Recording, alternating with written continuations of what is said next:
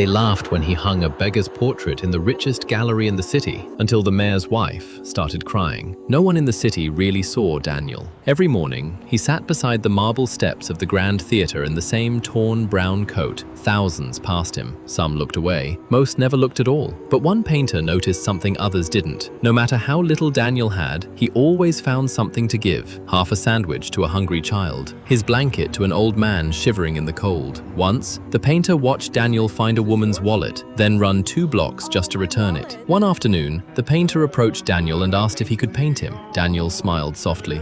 Paint me the way God sees me.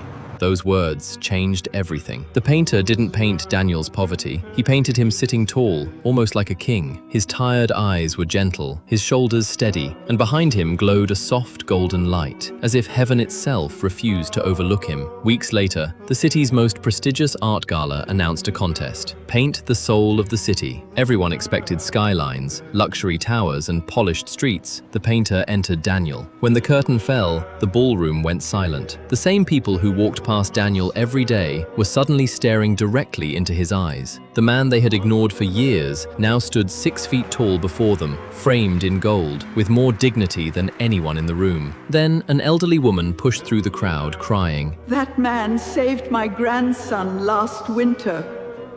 He once gave his last few coins to a hungry child outside my store. He sat outside our hospital all night, praying for strangers he didn't even know.